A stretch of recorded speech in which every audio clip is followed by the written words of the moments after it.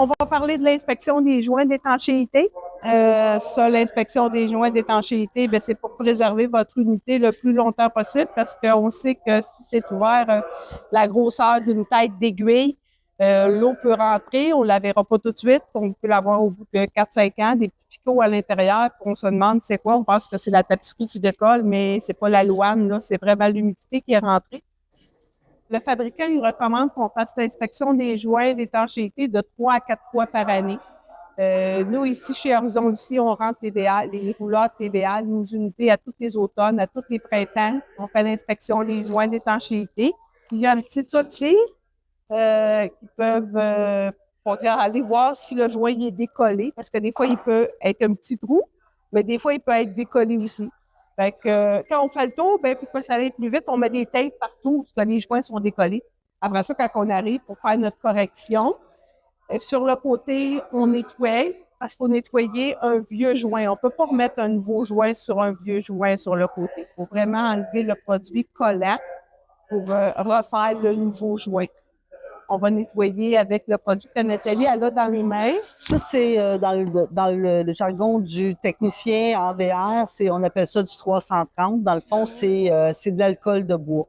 Ça fait pas de problème au niveau de la peinture. Ça fait pas, ça ternit pas la peinture. Ça fait juste décoller le joint. Fait que vous pouvez l'appliquer avec un vaporisateur, gratter avec le petit bâton de butyle sur le côté. Vous êtes, comme Chantal disait, vous n'êtes pas obligé de l'enlever complètement. Vous pouvez le nettoyer, puis après ça, refaire votre joint pour les côtés.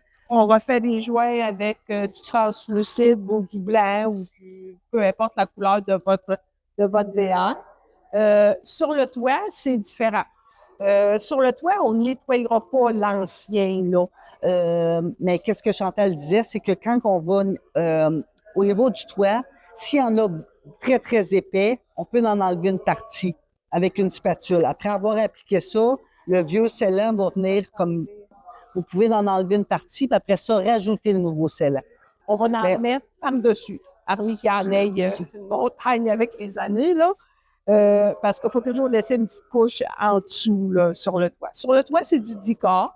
Du Dicor, c'est un scellant qui va s'étendre un petit peu comme une guimauve. Le 330, qu'est-ce que ça va faire pour le scellant au niveau du toit? C'est que ça va le nettoyer, enlever la poussière pour que le nouveau scellant puisse bien adhérer, mais ça va ramollir l'ancien joint. Sur le toit, c'est important, les dômes, les puits de lumière, les antennes. Dans le fond, toutes les petites fixations. Tu sais, si vous avez une antenne puis il y a 4 vis, à l'entour de la vis, c'est important d'en mettre sur la vis. Là. Je veux dire, on cache les fixations. Les supports de câblage. Sur le toit, c'est du Dicor. Si vous désirez recevoir d'autres informations, abonnez-vous à notre chaîne YouTube. Merci et bon camping!